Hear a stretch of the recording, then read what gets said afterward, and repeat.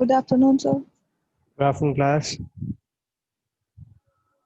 Good afternoon, sir. Good afternoon, everyone. Good afternoon.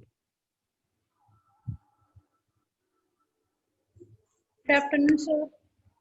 Good afternoon. Good afternoon.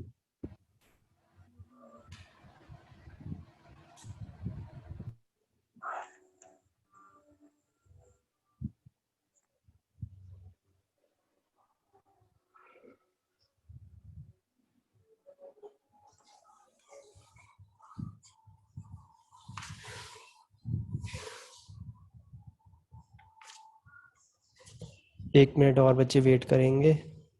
Meanwhile किसी का कोई भी doubt हो तो बच्चे वो बताओ, पूछो पहले। Good afternoon, sir. Good afternoon. कोई डाउट है बच्चे, पूछो। ये 2 मिनट को हम यूटिलाइज करें। कोई डाउट है किसी का तो पूछो।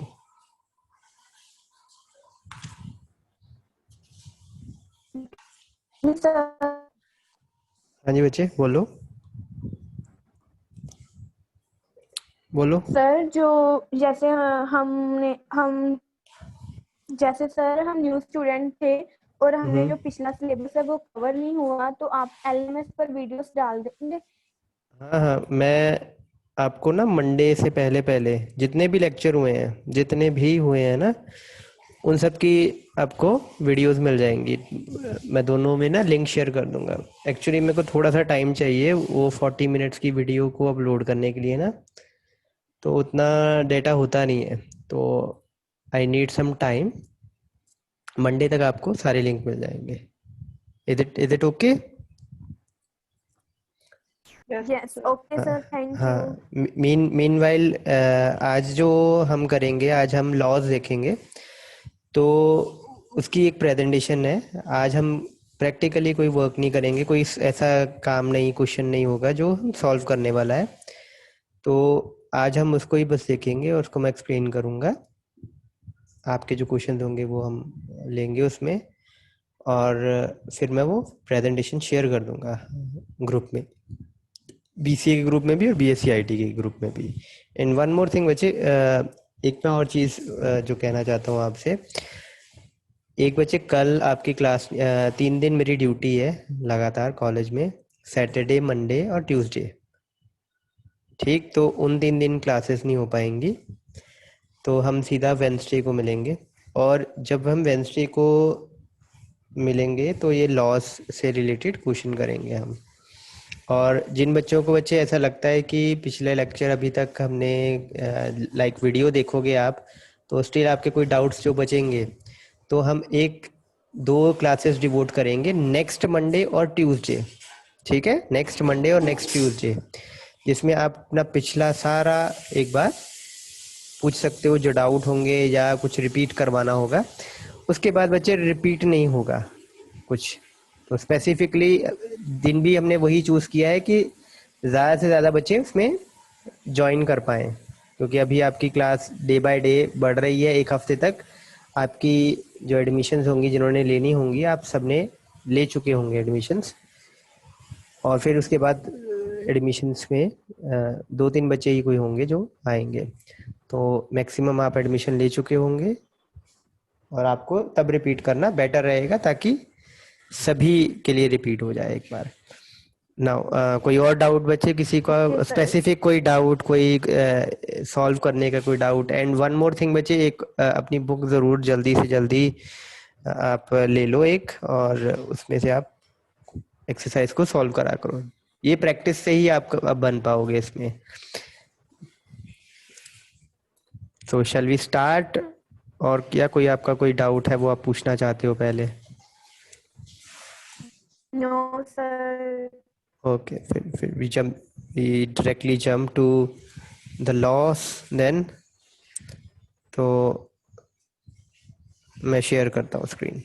अटेंडेंस कर दो बच्चे, जिनको नहीं पता है कि फर्स्ट डे है या सेकंड डे है, वो अटेंडेंस मार्क कर दो अपनी। Right your name and your rule number. Class लिखने की जरूरत नहीं है, just right your name and your rule number. सुनाओ, ये बच्चे हमारे आज का टॉपिक है लॉज ऑफ सेट थ्योरी। तो लॉज ऑफ सेट थ्योरी में बच्चे आपके बहुत सारे लॉज हैं, और इसको एक बार आप याद कर लोगे तो ये 2 बार और रिपीट होंगे आपके ना। 3 चैप्टर्स में है लॉज, और सारे के सारे लॉज ना सेम है, बस ऑपरेशन अलग अलग है, लेकिन लॉज सेम ही है। तो आप एक बार मेहनत करके इसको अच्छे से समझ के पढ़ के याद कर लोगे, या रिकॉल करने की कैपेसिटी डेवलप कर लोगे, तो आपका काफ़ी बेनिफिट है। क्योंकि किसी ना किसी चैप्टर से लॉज ज़रूर आ जाएंगे, या सेट थ्योरी से आ जाएंगे, या आपके जो अगले 2 चैप्टर होंगे वहाँ से लॉज आ जाएंगे, और लॉज सेम ही है। तो बड़े ध्यान से देखना सेट थ्योरी के लॉज। तो ये हैं बच्चे लॉज आपके बेसिकली, ठीक है। 10 टाइप्स के लॉज हैं। तो सबसे पहले आपका कॉम्यूटेटिव लॉ है, एसोसिएटिव लॉ है, डिस्ट्रीब्यूटिव लॉ है, आइडेंटिटी लॉ है, आइडेम्पोटेंट है, इन्वर्स लॉ है जिसको कॉम्प्लीमेंट लॉ भी बोलते हैं, डबल कॉम्प्लीमेंट लॉ है, डी मॉर्गन्स लॉ है, नल लॉ है, और एब्सॉर्प्शन लॉ है। एक एक करके इसको देखते हैं हम। सबसे पहले कॉम्यूटेटिव लॉ, और ये लॉ बच्चे उस दिन हमने थोड़ा सा डिस्कस किया था, इफ़ यू रिमेंबर। इसका नाम एक बच्चे ने बोला भी था, कॉम्यूटेटिव लॉ, और मैंने आपको एक एग्जांपल से बताया भी था कि अगर आप सपोज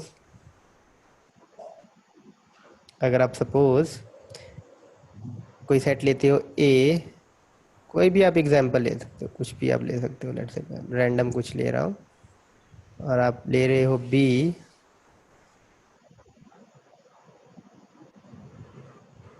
तो बच्चे ए यूनियन बी करो, तब भी आपका आंसर वही आएगा, 1 2 3 4 5। और बी यूनियन बी ए करो, तब भी आपका आंसर सेम आएगा। सिमिलरली इंटरसेक्शन में भी, हाँ, इंटरसेक्शन में भी बेसिकली आपका सेम ही आंसर आएगा। इंटरसेक्शन में क्या होगा, जिन बच्चों को ये पता नहीं है कि यूनियन और इंटरसेक्शन क्या है, मैं फटाफट बता देता हूँ। यूनियन ऑपरेशन है बच्चे एक, और ये सेट है आपके, इसमें एलिमेंट है, जैसे सेट ए में है 2 3 5, बी में है 1 3 5। जब आप यूनियन करते हो ना 2 सेट की, तो उसका जो रिजल्ट आता है वो भी एक सेट होता है, जिसमें वो एलिमेंट होते हैं जो या तो ए में होंगे, या वो बी में होंगे, या वो दोनों में भी हो सकते हैं। तो सारे एलिमेंट आ जाएंगे बेसिकली।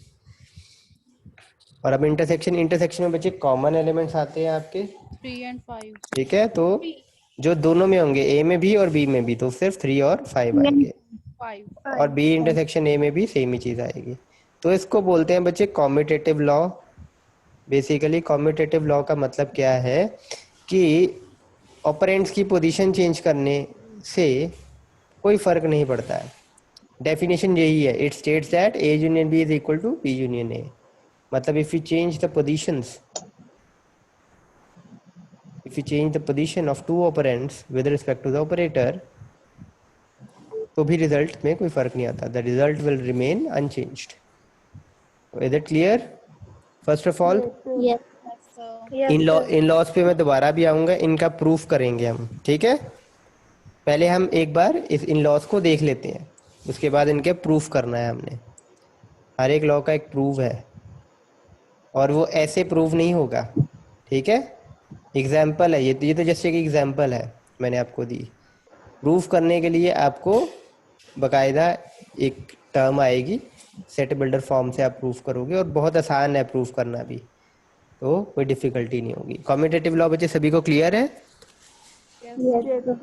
किसी को कोई डाउट तो वो पूछ सकता है। No, sir. No, sir. चलो अगले लॉ देखते हैं, एसोसिएटिव लॉ। अब एसोसिएटिव लॉ जो है उसमें 3 सेट आ गए, जैसे आपके वहाँ पे 2 सेट थे, यहाँ पे 3 सेट आ गए। अब ये क्या कहता है, एसोसिएटिव लॉ क्या कहता है कि अगर आपके पास 3 सेट हैं और तीनों की यूनियन करते हो आप, तो अब 3 की इकट्ठे यूनियन तो होगी नहीं, या तो पहले आप फर्स्ट और सेकंड की करोगे यूनियन, या आप पहले सेकंड और थर्ड की यूनियन करोगे, फिर उसके रिजल्ट की यूनियन फर्स्ट के साथ करोगे, है ना। दोनों में से एक ही चीज़ करते हो ना, जैसे आप ऐड भी करते हो, 7 + 5 + 2 करते हो आप, तो या तो आप इन दोनों को ऐड करते हो या इन दोनों को ऐड करते हो।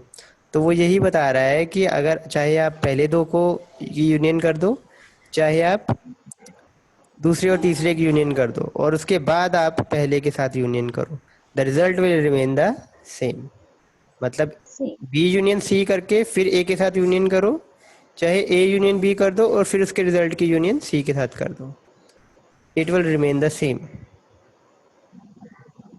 तो मैं एक एग्जांपल लेता हूँ पहले, अगेन छोटी छोटी एग्जांपल्स हम ले लेते हैं। वन, ये एग्जांपल आपने शो करने के लिए नहीं बनानी है, ये बस आपको एक्सप्लेन करने के लिए मैं बना रहा हूँ। ठीक है, आपने बस लॉ को स्टेट करना है, स्टेट और प्रूफ के क्वेश्चन आते हैं। तो लेट अस सपोज ये है आपका 3 सेट है, 1 3 5 2 4 5 और सेट सी है 1 और 4। तो मैं लेफ्ट हैंड साइड लेके चलता हूँ। अब लेफ्ट हैंड साइड, तो लेफ्ट हैंड साइड में क्या होगा, पहले पहले हमें बी यूनियन सी करना होगा। तो बी यूनियन सी करेंगे तो बच्चे रिजल्ट क्या आएगा, क्या आएगा रिजल्ट, 1 2 4 5. 1 2 4 और 5। और कोशिश करा करो इसको एक ऑर्डर में लिखो आप, ताकि देखने में वो आई प्लीजिंग लगे। A union B union C करते हैं जब हम, 2 ठीक 3 है, 4 मतलब 5. सेट ए और ये रिजल्ट जो आया आपका बी यूनियन सी, तो 1 3 5 का यूनियन करना है 1 2 4 5 के साथ। तो इसमें आ जाएगा आपका 1 2 3 4 5। इसमें बच्चे आपको कन्फ्यूजन तो नहीं है किसी को, गलती से भी ए यूनियन बी ना कर देना, A union B union C का रिजल्ट ही होगा। ठीक है, किसी को कोई भी कन्फ्यूजन होती है, रेदर देन आप इसको सीधा करने की बजाय आप पहले सेट ए लिखो, फिर आप बी यूनियन सी का रिजल्ट लिखो और फिर परफॉर्म करो, इन केस आपको ट्रैक करने में प्रॉब्लम होती है अगर तो। ठीक है, ओके सिमिलर। अब लेफ्ट राइट हैंड साइड देखते हैं। अब हम right hand side,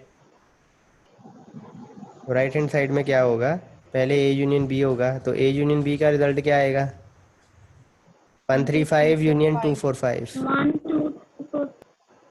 1 2 3 4 5 1 2 3 4 and 5। 1 and 4. और A union B union C का रिजल्ट क्या आएगा बच्चे, यानी कि 1 2 3 1 2 4 3 5 4 और 5. 1 4। तो अगेन 1 2 3 4 5। तो अगर आप देखो लेफ्ट हैंड साइड और राइट हैंड साइड बराबर ही हैं, तो शो कर दिया हमने, ये शो किया है हमने। ठीक है, एक एग्जाम्पल से। सिमिलरली बच्चे आप इंटरसेक्शन के लिए ट्राई कर सकते हो। तो एसोसिएटिव लॉ क्या कहता है कि अगर हमारे पास 3 ऑपरेंड हैं और तीनों की यूनियन करनी है हमने, तो पहले हम किन्हीं भी 2 की कर लें, कोई फर्क नहीं पड़ता है, यूनियन और इंटरसेक्शन ऑपरेशन में। इज इट क्लियर बच्चे सभी को? Yes sir. किसी का कोई डाउट है तो बच्चे पूछो। No sir. No sir. No sir. Okay, तो अब आते हैं हम the difficult set of laws, distributive law. ये थोड़ा सा ट्रिकी है, इसको आप बड़े ध्यान से, पहले मैं आपको इसका लॉ ही बताता हूँ, हम एक एग्जांपल बाद में करेंगे, लॉ मैं आपको पहले बताता हूँ। तो बच्चे ये देखो, बड़े ध्यान से देखना, एक ऑपरेंड यूनियन ब्रैकेट, दूसरा ऑपरेंड उसके अंदर है इंटरसेक्शन, मतलब ठीक है बाहर वाले से अलग ऑपरेशन है, यहाँ पे यूनियन है तो अंदर इंटरसेक्शन है, और दूसरा ऑपरेंड। तो ये क्या कहता है, ए यूनियन बाहर है और ब्रैकेट में बी इंटरसेक्शन सी है, तो ये डिस्ट्रीब्यूट हो जाएगा, बाहर वाला जो ऑपरेटर है ना, वो डिस्ट्रीब्यूट हो जाएगा अंदर वाले ऑपरेंड पे। तो ये देखो क्या किया हमने, ए यूनियन बी, ये देखो लिखा हुआ है ना, ए यूनियन बी ब्रैकेट, और फिर ए यूनियन सी, ए यूनियन सी, और अंदर वाला जो आपका ऑपरेंड था, ऑपरेटर था, वो आपने सेंटर में बाहर लगा दिया है। जैसे आप नॉर्मली ब्रैकेट खोलते हो ना, जैसे प्लस माइनस की, जैसे आप ऐसे करते थे 5 मल्टीप्लाई बाय 4 प्लस 7, कुछ ऐसे करते थे आप, या मैं इसको थोड़ा और कर देता हूँ, लाइक 4 प्लस एक्स है, तो आप 5 इंटू 4 करते थे, है ना, 5 इंटू 4 करते थे, 20 plus 5x. ठीक है, 5 इंटू 4 प्लस 5 इंटू एक्स। तो वही चीज ही की है, देखो बाहर वाला जो आपका डॉट ऑपरेंड था वो डिस्ट्रीब्यूट हो गया है अंदर वाले, जैसे देखो डॉट था ना यहाँ पे, तो 5.4 5.x, और जो अंदर वाला बीच का था वो बीच में आ गया देखो, और यहाँ पे ब्रैकेट, यहाँ पे ब्रैकेट। तो वही चीज ही यहाँ पर है। सेम इंटरसेक्शन वाला भी वैसे ही है, उसे ठीक उल्टा है। और आपको ना सिर्फ एक फॉर्म याद रखने की जरूरत है, मैं आपको बहुत आगे एक और थ्योरम आती है आपकी, आपको एक फॉर्म याद रखने की जरूरत है, दूसरी अपने आप बन जाएगी। एक आपकी अच्छी से बन गई ना, दूसरी अपने आप बन जाएगी।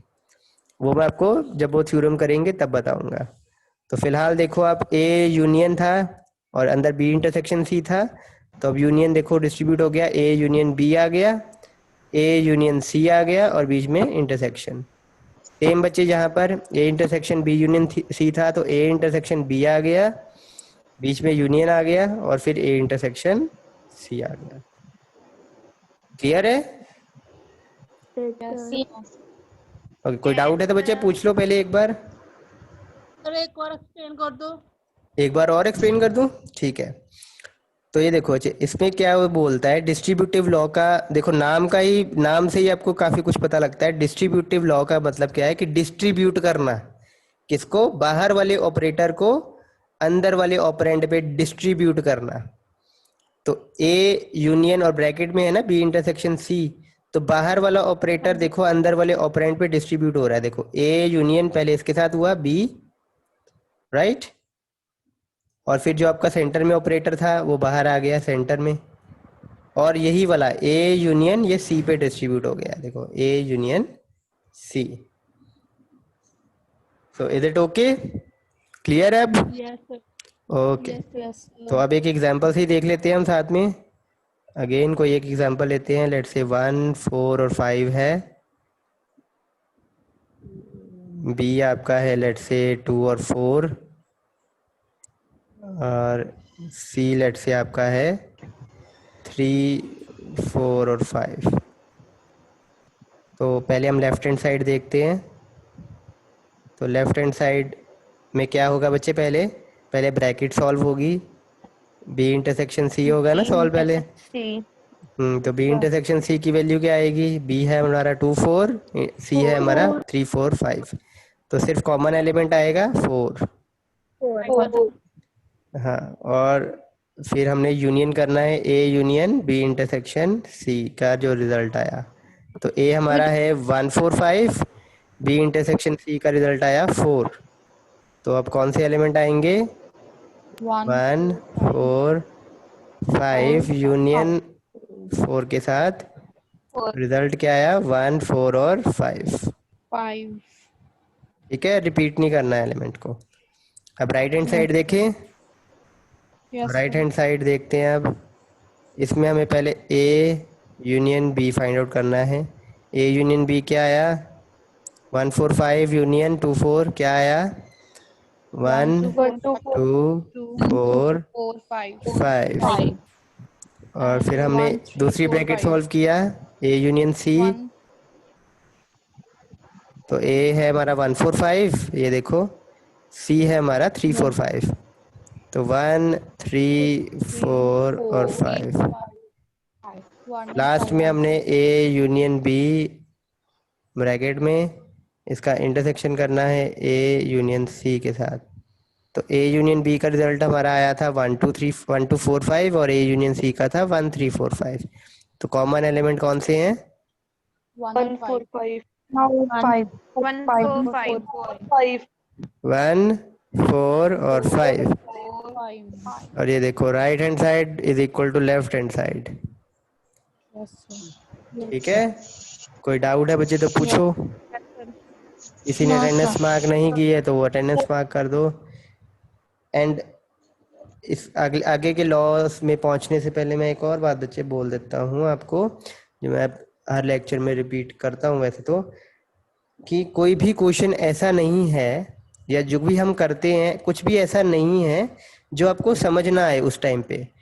अगर आपका पीछे कोई लेक्चर छूट गया है तो मैं शॉर्ट में उसको रिपीट कर देता हूँ, तो ऐसा ना सोचना कि आज हमें समझ नहीं लग रहा है, इसलिए नहीं लग रहा है क्योंकि हमने पिछला लेक्चर मिस किया है या ये हमारा फर्स्ट या सेकंड लेक्चर है। तो बिल्कुल भी इस चीज़ में हेसिटेट नहीं करना है आपने कि ये मेरे को समझ इसलिए नहीं लग रहा है कि मैंने पिछला लेक्चर छोड़ दिया। मैं रिपीट करता हूँ पिछले लेक्चर का भी ना छोटा सा हिस्सा जो यूज़ हो रहा है, तो मैं रिपीट करता हूँ। तो आप बिल्कुल भी हेसिटेट ना करना पूछने में अगर आपको समझ नहीं आ रहा है, चाहे आपने पीछे लेक्चर लगाया है या नहीं लगाया, डजंट मैटर। आज आज आप लगा रहे हो जो लेक्चर, वो अच्छे से समझना। ठीक ठीक है। सो इन केस बच्चे अभी तक 3 लॉस किए हैं हमने। 240 तक है, उसके तीन बाद फिर सीधा 4 10 बच्चे म्यूट कर लो, म्यूट कर लो। हाँ, तो बच्चे किसी का भी कोई डाउट है? मम्मा शी मैथ्स वास्ते ना ट्यूशन चाहिदी है क्योंकि मैं पिछला भी अटेंड नहीं किया। She can ask. I give you 20 seconds. अगर आप नहीं कुछ अनम्यूट करके बोलते हो, इट मीन्स आपको समझ आ रहा है और मैं आगे बढ़ जाऊंगा। Sir, I have one question. Yes बच्चे, यस बोलो। सर ये हम फर्स्ट चैप्टर कर रहे हैं। बिल्कुल फर्स्ट चैप्टर ही चल रहा है आपका, फर्स्ट सर यूनिट बोल। कितनी एक्सरसाइज इसकी अब तक हो गई हैं? बच्चे आपका लॉज जो है, हमने मेरे ख्याल से ये 1D से शुरू होता है, 1E शायद 1E से होता है शुरू। ठीक है, तो 1D तक हम कर चुके हैं। 1E से। Okay sir. ओके, 1D तक हो चुका है। आप आगे एक्सप्लोर करना चाहो, आप आगे भी एक्सप्लोर कर सकते हो। ठीक, इन केस आप करना चाहो, आपके पास टाइम है। अभी तक हम 1D तक पहुंचे हैं और ये हम स्पीड पकड़ेंगे सितंबर में, और कोशिश होगी हमारी कि 15 सितंबर से पहले पहले हम सेट को ख़त्म कर दें एटलीस्ट, और रिलेशन शुरू कर दें। ठीक है, तो एक बार जब मैं रिपीट कर दूंगा नेक्स्ट मंडे ट्यूसडे में, तो ऑब्वियसली जो हमारा टाइम इन्वेस्ट होता है यहाँ पे आपको पीछे वाला बताने में इन्वेस्ट होता है, ये हम नहीं करेंगे और ऑब्वियसली हमारी स्पीड थोड़ी बढ़ेगी। सो आगे बढ़े। अगला Yes, लॉ, sir. अगला लॉ देखते हैं अब। अगला लॉ है हमारा आइडेंटिटी लॉ, और बहुत सिंपल लॉ है। इसमें दो चीजें आपको फेमिलियर थोड़ी मिलती होंगी। एक है फाई, ये आपको नजर आ रहा है, इसका क्या मतलब होता है Yes. बच्चे? Null set. Null set, empty set, है ना? Null set. नल सेट बोलते हो आप, एम्प्टी सेट भी बोलते हो। इसका मतलब क्या होता है? कोई भी वैल्यू नहीं है उसकी। कोई इसके भी value अंदर नहीं। कोई एलिमेंट नहीं है, ये खाली है, एम्प्टी सेट है ये। Empty set. और दूसरी चीज आपको ये नजर आ रही है, ठीक है, ये क्या है बच्चे?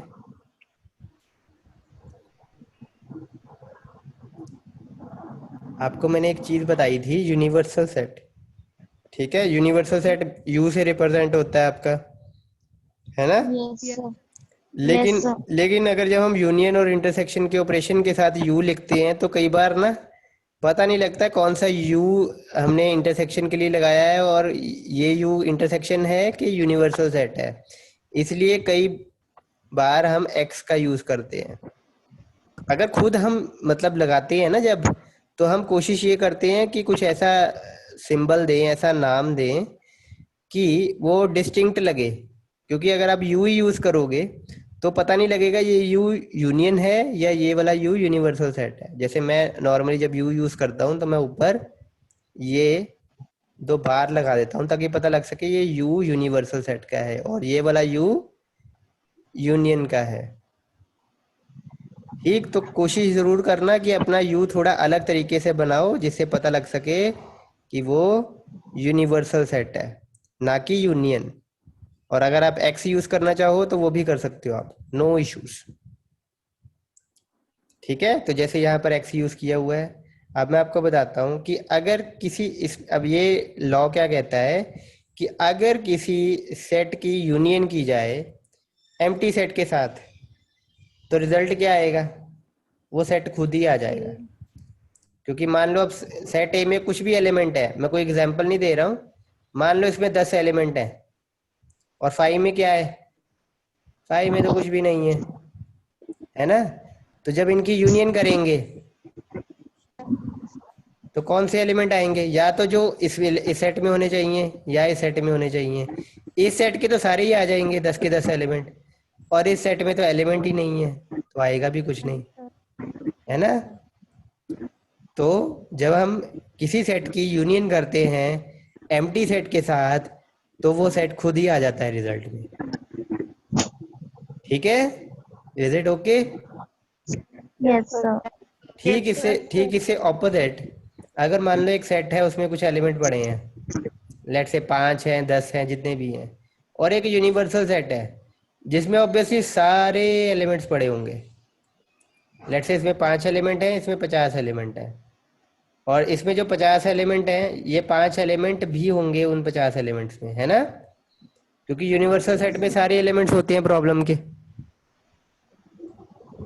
तो जब इनकी इंटरसेक्शन करेंगे तो बच्चे सिर्फ ये 5 एलिमेंट ही कॉमन मिलेंगे हमें, यही 5 एलिमेंट ही मिलेंगे ना कॉमन, बाकी के 45 तो ए में है ही नहीं है तो वो आएंगे ही नहीं।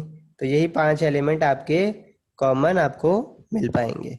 तो जब इंटरसेक्शन करते हैं हम किसी सेट की यूनिवर्सल सेट के साथ तो वो सेट खुद ही आ जाता है।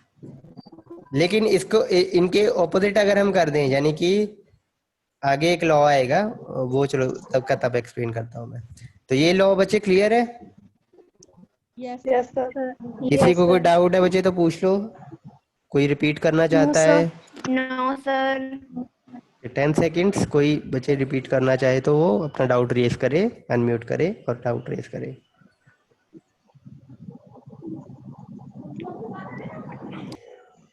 ओके चलो let's move further then. Attendance बच्चे किसी ने नहीं किया हो तो अभी कर लो, मैं 2 मिनट में सेव कर, इस लॉ के बाद मैं सेव करने वाला हूँ। तो अब आपका लॉ है आइडेम्पोटेंट लॉ। आइडेम्पोटेंट लॉ, ठीक है। आइडेम्पोटेंट लॉ का मतलब क्या है? ये क्या कहता है कि अगर कोई सेट की यूनियन की जाए खुद के साथ, मतलब ये सेट भी वही है और दूसरा सेट भी वही है, दोनों की ही यूनियन कर दी जाए, सेट की खुद के साथ ही यूनियन की जाए तो रिजल्ट क्या आएगा? वही सेट आएगा। लेट अस सपोज कि एक सेट है उसमें एलिमेंट है 1 2 और 3। अब इसकी खुद के साथ ही यूनियन कर दें अगर हम, तो इस सेट में भी 1 2 3 है, इस सेट में भी 1 2 3 है, और यूनियन में कौन से एलिमेंट आते हैं? जो या तो इसमें हो या इसमें हो या दोनों में हो, तो वो तो है ही 1 2 3 सिर्फ। तो किसी सेट की यूनियन अगर हम खुद के साथ करते हैं तो रिजल्ट वही सेट आ जाता है। Same goes for the intersection. ये काफी इजी लॉ है आपके, बस नाम थोड़े डिफिकल्ट है, नाम जरूर याद करना बच्चे और उनकी इक्वेशन साथ साथ। सो is it okay, is it clear? Yes, sir. Yes, sir. Yes, sir. चलो नेक्स्ट मूव करते हैं। इनवर्स लॉ, इसको कॉम्प्लीमेंट लॉ भी बोलते हैं। किसी किसी बुक्स में आपको कॉम्प्लीमेंट लॉ मिलेगा, इसमें आपको जो आपको बुक दी गई है उसमें इनवर्स लॉ मिलेगा। तो इनवर्स लॉ क्या कहता है कि अगर एक सेट है हमारा ए, ठीक, लेट अस सपोज मैं मान लेता हूँ इसमें एलिमेंट है 2 4 8 और 9 और 10, ठीक है। उसकी अगर यूनियन इसके कॉम्प्लीमेंट के साथ की जाए, अब कॉम्प्लीमेंट फाइंड आउट करने के लिए आपको क्या चाहिए होता है? यूनिवर्सल सेट चाहिए होता है। लेट से मेरे पास एक यूनिवर्सल सेट है, इसमें एलिमेंट ये है 1 2 3 4 5 6 7 8 9 एंड 10, ये एलिमेंट है। तो कॉम्प्लीमेंट में कौन से एलिमेंट आएंगे? जो कॉमन है। कॉम्प्लीमेंट में कौन से? नहीं है यूनिवर्सल। यूनिवर्सल सेट के सारे एलिमेंट आ जाएंगे जो सेट ए में नहीं है, ठीक है। यूनिवर्सल सेट में आपके सारे एलिमेंट होते हैं। तो 1 1 3 2 नहीं आया 5 क्योंकि 6 2 है, 3 5 5 6 6 7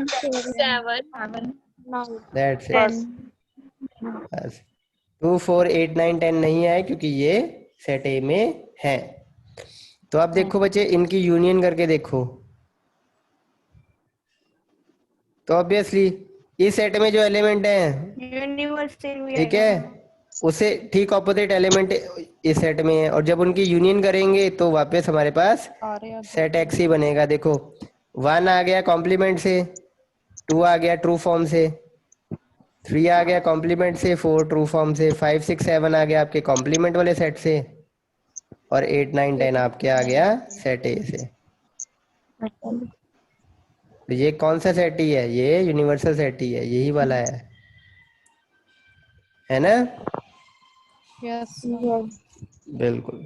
और सेम इससे उल्टा ठीक, ए इंटरसेक्शन ए कॉम्प्लीमेंट करें तो सेट ए और ए कॉम्प्लीमेंट के बीच में कुछ कॉमन आ सकता है?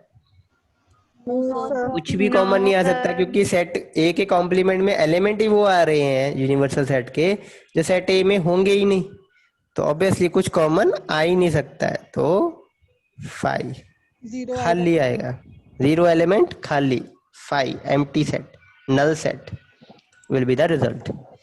किसी को बचे डाउट तो पूछो, और मैं अटेंडेंस सेव कर रहा हूँ आपकी।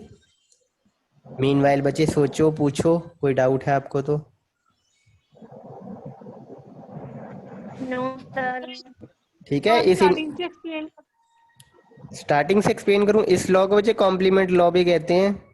तो अगर आपको इनवर्स लॉ आ जाए, कॉम्प्लीमेंट लॉ आ जाए, बात सेम ही है। ठीक है, क्लियर है? तो ये देखो कॉम्प्लीमेंट लॉ में आपको पता होगा कि कॉम्प्लीमेंट के साथ डील करना है हमने। ये आप कुछ आप हिंट्स रख सकते हो याद करने के लिए कि कॉम्प्लीमेंट लॉ है तो इसमें कॉम्प्लीमेंट होगा।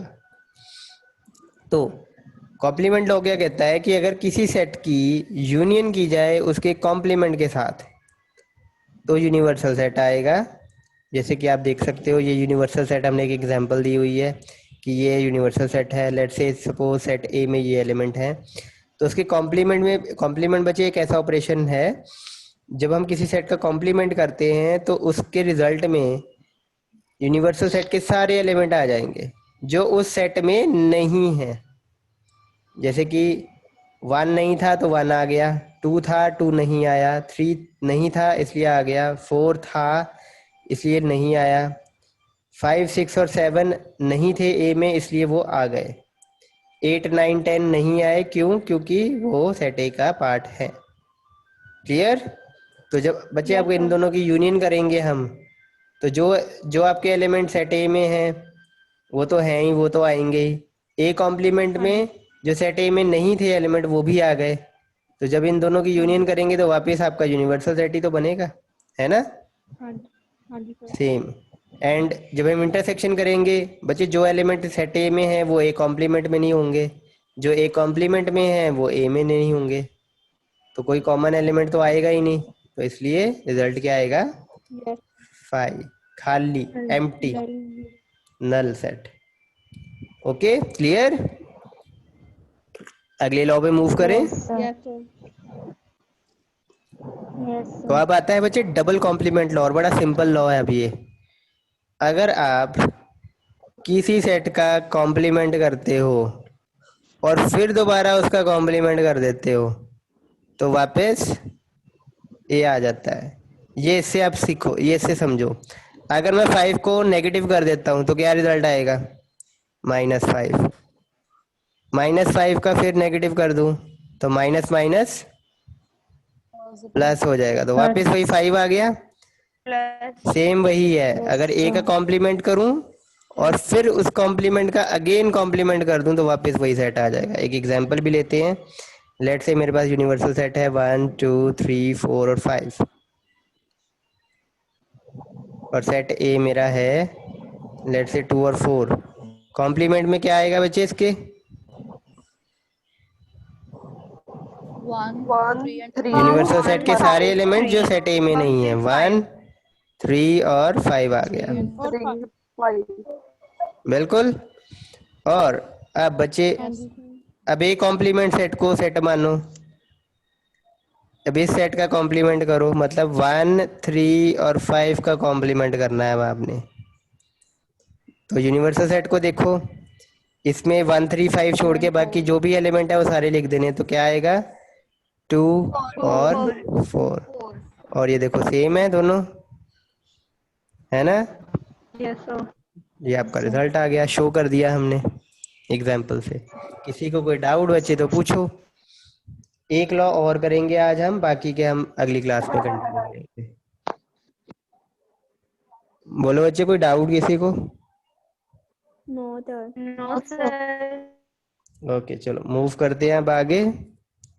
अब आता है डी मॉर्गन्स लॉ। अब De Morgan's law is the most important law. ये आपको याद रखना है और इसके आने के चांसेस सबसे ज्यादा होते हैं। तो डी मॉर्गन्स लॉ क्या कहता है कि अगर आप दो सेट्स की यूनियन करते हो और फिर उसका कॉम्प्लीमेंट कर देते हो तो वो किसके बराबर है?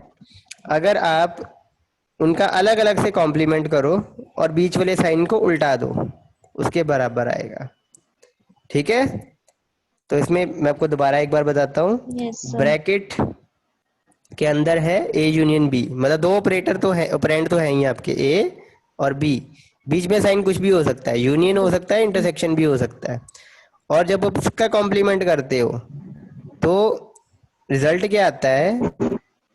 आप उसको ऐसे भी लिख सकते हो कि ये दो ऑपरेंड हैं, इनका आप अलग अलग से कॉम्प्लीमेंट फाइंड आउट कर लो। ए कॉम्प्लीमेंट, बी कॉम्प्लीमेंट, और बीच वाला सिंबल उल्टा दो।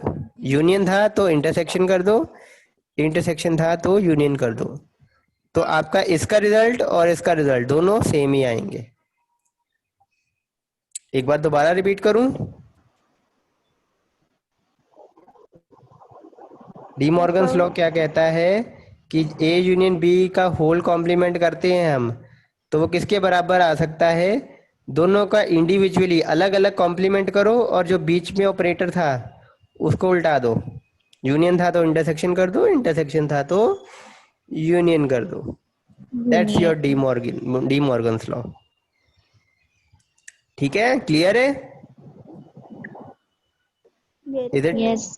हाँ, तो एक एक Yes, एग्जाम्पल sir. देख लें। एग्जाम्पल देख लेते हैं। लेट से मेरे पास सेट है ए, 1 2 और 4 एलिमेंट है इसमें। सेट बी है, इसमें एलिमेंट हैं लेट से 1 और 3। ठीक, और एक यूनिवर्सल सेट, क्योंकि कॉम्प्लीमेंट की बात हो रही है तो यूनिवर्सल सेट भी हम ले लेते हैं। लेट से 1 2 3 4 5 6 और 7 इतने एलिमेंट हैं। तो बच्चे first of all left hand side की तरफ जाते हैं हम। और ये बच्चे अब क्लास ख़त्म हो गई ना करते करते, तो नेक्स्ट से कंटिन्यू करेंगे, एक ही मिनट बाकी है अभी। तो ए यूनियन बी करेंगे लेफ्ट हैंड साइड में। पहले ए यूनियन बी क्या होता है? वो एलिमेंट आएंगे जो ए में भी हों और बी में भी हों। 1 2 3 4, या तो ए में हो या बी में हो या दोनों में हो। अब इसका कॉम्प्लीमेंट बच्चे निकालना हो ए यूनियन बी का, तो मतलब 1 2 3 4 का कॉम्प्लीमेंट करना। 5 6 तो 7 5 6 7, 1 2 3 4 नहीं आया क्योंकि 1 2 3 4 ऑलरेडी यहाँ पर है। अब राइट हैंड साइड करते हैं। तो ए का कॉम्प्लीमेंट क्या आएगा? 3 5 6 7 1 2 4 छोड़ के बाकी 5 सारे 6 एलिमेंट आ 7 जाएंगे, 3 5 6 और 7। बी का कॉम्प्लीमेंट 2 4 5 6 7 2 5 6 7 ठीक है। 1 3 छोड़ के बाकी यूनिवर्सल सेट के सारे एलिमेंट आ गए। अब इनका इंटरसेक्शन करें अगर, दोनों का कॉमन एलिमेंट देखो कौन से इनमें से? 5 6 6 7 और देखो left hand side is equal to right hand side. इसके डाउट्स मैं नेक्स्ट सेक्शन में ले लूंगा। आई थिंक क्लास खत्म हो जाएगी यहीं पे, यहीं से शुरू करेंगे नेक्स्ट क्लास में। ये